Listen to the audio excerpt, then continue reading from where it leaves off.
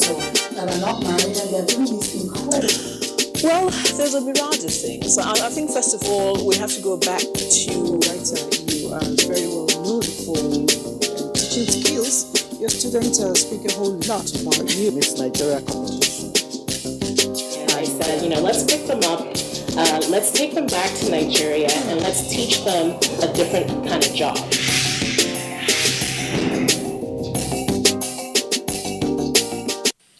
Hello, nice to have you on the show, The Woman. I am Elizabeth Amai, and what we do here is to go all out, bring you the best of personalities. Today, I have with me, in fact, it's an honor to interview this woman today because she is a pace setter for a whole lot of us in a lot of ways, but very importantly in broadcasting. Think of the days when Nigeria was just starting, in the industry of filmmaking, TV making, music production. She was there. Today, she is 80 and still counting. Join me as I welcome a former broadcaster, a one-time Miss Nigeria, and today, one of the latest octogenarian, Chief Mrs. Julie Coker. Nice to have you join us, Mas. Very much indeed. To be talking from London. All right, so we are speaking with Chief Julie Coker from London. Now, I want to start. How does it feel like to be 80? To be 80? Wow. I didn't know I would feel so good. I thought by the time I get to 80, I would be too old to even talk to people.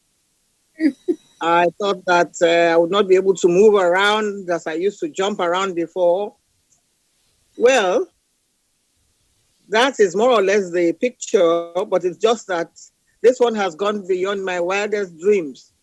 That I'm not sitting down in one place with people holding my hands, that I'm able to go and dance in Trafalgar Square to celebrate the joy that God has given me, that the Almighty has been so wonderful to me. I never worried about any age. When I was 50, I just took it for granted. When I was 60, my mother had just died. I was feeling a bit sorry for myself, but I still had a little celebration with people like Lola Alakijan, CNA, and all the rest of them surrounding me and trying to make me feel happy and not miss my mother, because they were also coming round to share her as their own mother, and people like Ruth and a few other people, Shade Odushoga. But then at 70, I was in London. I still am in London now. That was 10 years ago. I was still feeling very frivolous. But after becoming wiser, I thought, oh gosh, would I get to 80 at the rate which I'm going? I must slow down a bit, but I still didn't. Mm-hmm. I still woke up every morning to go to Mass, to go here, there. And then when I woke up that morning, I just said, oh, morning has broken. And today I am 80.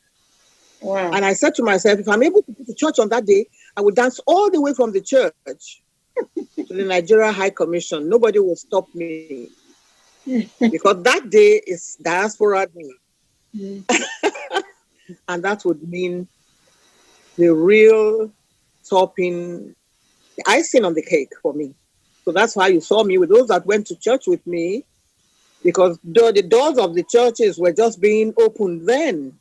So I said, so I can also celebrate in the church, and I can celebrate with my family, and they brought drums along.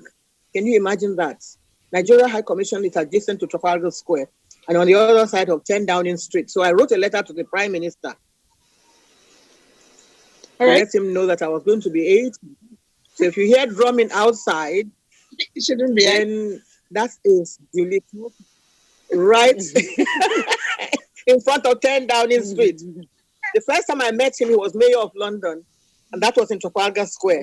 I said, history is going to repeat itself. It people were coming to the High Commission to celebrate. But we got there before them, and we were already beating the drums and dancing. Us beating the drums right in Whitehall, where they march up and down on Remembrance Day. We were the ones going up there. So I pray that other people will get to this age and will be able to celebrate. I didn't realize that even in Nigeria, people were thinking of me. A niece of mine, Temi Harriman, called me. Did you hear that the president was sending a message to you on your birthday? Yes. Wish you happy birthday. Yes. I said that must be the doing of some people in the background. Maybe those that work closely with him, it's not all that smooth sailing, but it is worth it. It's worth getting to 80 and having people to celebrate with you. We'll take a little break now to celebrate our guest today. I told you earlier that she's one of the latest octogenarian in Nigeria as we speak, and a lot has been done on her behalf for her birthday. Let's see this. We'll be right back.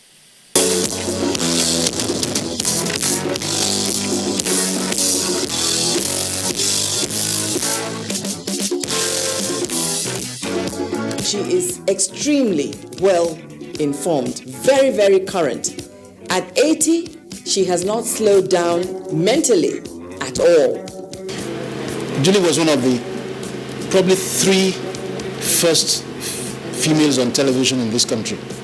Julie is somebody who has a lot of empathy, very generous. She gives and forgets herself in giving.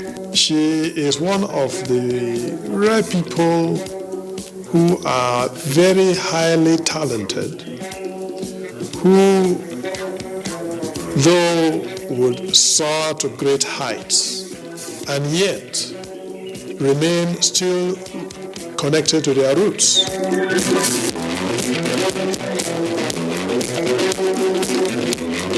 Tributes such as this are written basically for 2 reasons. One is to document and celebrate the lives and times of some iconic characters who have made starry imprints on the sands of time. The other is to educate and inspire those who may be deficient in the I can't spirit to buckle down. Either way, our subject, Chief Dr. Julie Coker, is eminently qualified to be capped a beacon, especially for this millennial generation basking in the euphoria of an emerging digital age, powered by technology and artificial intelligence. Auntie Julie, as fondly called by her admirers, was neither born with a silver spoon on her lips, nor does she belong to the league of those whose kernels are cracked by the benevolent spirits. Her indomitable spirit, anchored in her abiding faith in Christ, enabled her to travel the hard road from obscurity to stardom, great in many respects, but humble in spirit and character. Julie Coker was my boss. The first time I think she showed me the kind of warmth that she has and the kind of large heart that she has, I think was actually on the day that I got married. And it was actually done quite secretly. There were very, very few people that were told about that particular event. And I did not mention it to her. But I remember that the evening of that day, I heard some sort of commotion at our front gate. I was still living with my parents at the time. There was this commotion at the gate, and I had to go to the front door, and I was wondering what was going on. And there was Lady J. She was born 80 years ago in Port Harcourt, but a native of Ureju Quarters, Warri, in the ancient Ishekiri Kingdom, Delta State, Nigeria.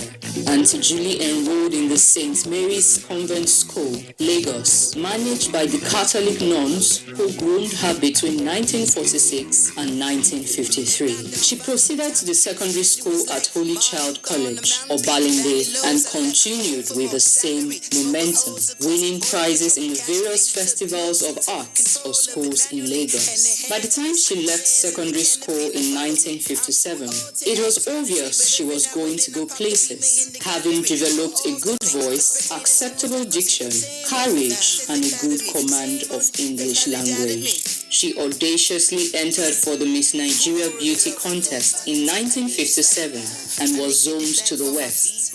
Lo and behold, she won the contest and was crowned Miss Western Nigeria. Justice Ighodaro, the then Attorney General in the Western region, who made it possible for her to join the Western Nigerian Television, WNTV, the rave of the moment, on November 9th, 1959, as a presenter. It was always very easy for her because if she was given a script today, within 2-3 hours, she had learnt it. She had memorized it from cover to cover. Auntie Julie proved her mettle on the job, and the reward was the numerous training programs she benefited from, starting with Anglo Television, Warwick, England, the British Broadcasting Corporation, courses in the United States of America, study tours of Germany and Russia, as well as many other African countries. Some of the programs she anchored at Western Nigerian Television, Ibadan, were Youth Quiz and Variety Show, Young Voices with Dayo Dedake, the famous composer, What's Cooking, which later became Family Menu. On joining the Nigerian Television Service, Lagos, now the Nigerian Television Authority, she created and anchored the following programs: Feminine Fancies, Barbie Show with Mike Enahoro, Listen to Us, a youth program where the youth are expected to express their views freely, Julie's Choice, popularly called JC, created by Adamu Augi, Drum and Dance, a cultural half-hour show, Lagos Scope magazine. She had this to say about her preference for working with children. I derived more pleasure working with kids, for the love and joy radiating from the faces of the innocent kids in the studio are enough to sustain me for the rest of my life. She had some stint working on children's programs. And I think that's probably, she probably was happiest when she worked on the children's programs. She had some kind of an affinity for kids. She's somebody that has a lot of talent. An author, a singer, an artist, a broadcaster. Everything artistic is Julie. Just like the way Auntie Julie delved into beauty pageants to prove a point, she also made a foray into the world of music between 1976 and 1981, producing 3 albums. For those who know her history, her romance with music did not come as a surprise. Most of her songs are in the Ishekiri language, her mother tongue, and they were inspired by her mother, who was versed in Ishekiri folk music. One of her most popular tracks is Ereyo, Sweet Melody in Ishekiri. The albums attracted reviews both at home and abroad, and Ereyo has been remixed by an American rap artist, Anderson .Paak. Here, it will require a longer airtime to talk about Auntie Julie's toil and labor, her single-handed role as a breadwinner and provider for her immediate and extended families, her years of responsibility for the development of many individuals, family and non-family alike, most of them who by His grace stand on their own today. But all that is another story for another episode. I wish her a very happy birthday. I wish her many more years of good health. And I hope many of the younger ones coming behind have something to learn from the way she carried herself all through her professional years.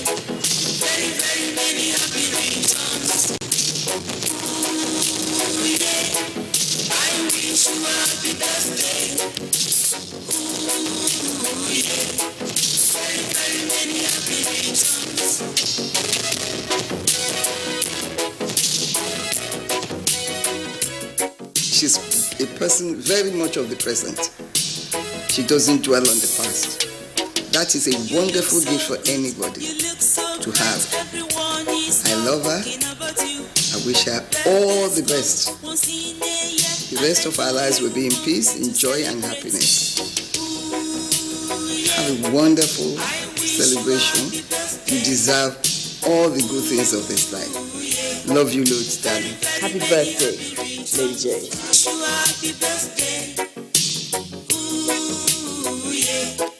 Very, very many happy reasons. I wish you a happy birthday.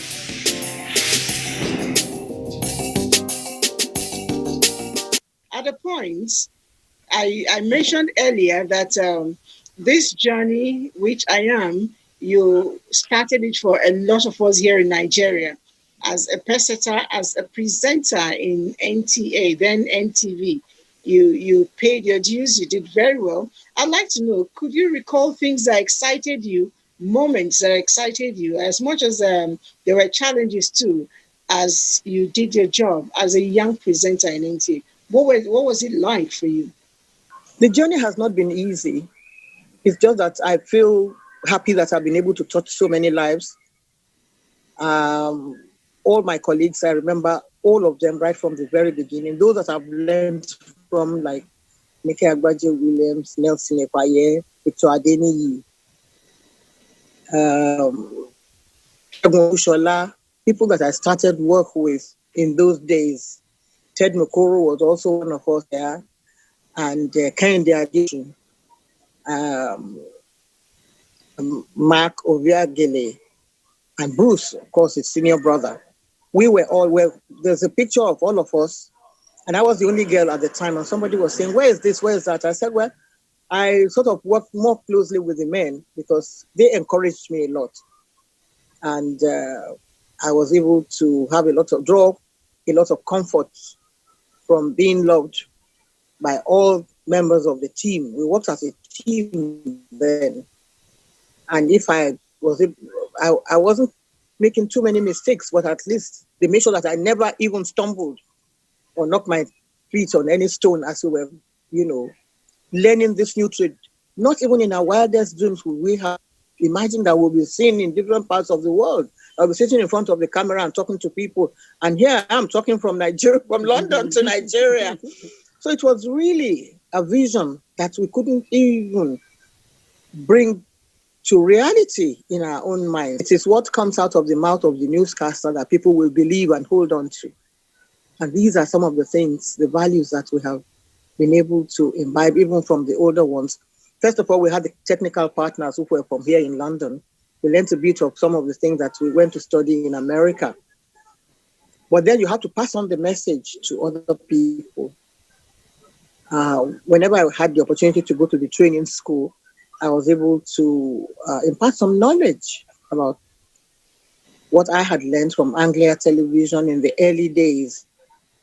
And we were all very proud of the fact that we were the 5th station in the world.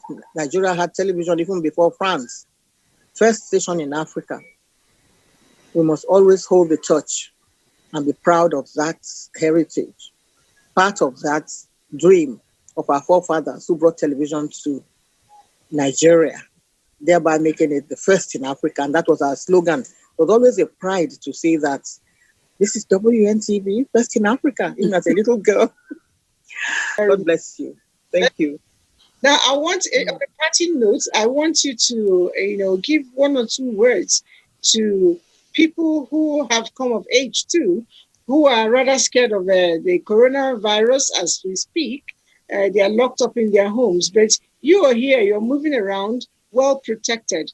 I need you to say 1 or 2 words of encouragement to our elderly statesmen who are in Nigeria trying to cope with the coronavirus. I know you're in London and you're coping real well. People are proud of Nigerians. Mm-hmm. They know that Nigerians will do the right thing at the right time. And I know that all the media houses would be preaching the right gospel to people. And that, like I said before, people rely on information and the truth from what they hear on television. People will quote what you hear on television and say, I heard that on TV. TV said we should do this. I hear Liz Agbaje saying this the other day. I heard in those days, Ike and Daguba saying something like that, and they would abide by that and actually take it on board. So you can actually see, because we have it, we are very privileged to be able to watch Nigerian channels here. And people are encouraged. Somebody was asking me this morning that people in Nigeria seem to be doing the right thing, because they expected that when this thing came, it would overwhelm the whole nation or the whole of Africa. And people have been holding their heads high. People are going about their business whichever way they can, in spite of all the problems, the adversities that come with it. Even here, people are complaining about this, that, and the other, but Nigerians are not complaining. So we are always praying that they will do the right thing. You saw that's why I had my face mask when you first came on, to show you that we are also, doing whatever it is you're trying to keep alive and to keep safe. We're very proud of Nigerians. You have this love for singing, especially in the church. Do you still sing? I would like to hear you sing for us. Yes! Yes! All for you. You hear that record again. It's all for you. It's all for you. It's all. You see the boys, they are doing some choreography to that. You soon see that. Singing in church still. This morning I sang with my priest. We sang a hymn to Our Lady. It's the birthday of the Mother of Jesus today. So we sang, "Oh Mary, we crown thee with blossoms today. Queen of the angels and Queen of the world." Me and the English priest, he's only 40 years old, but he likes to talk to me. I wish he was standing beside me.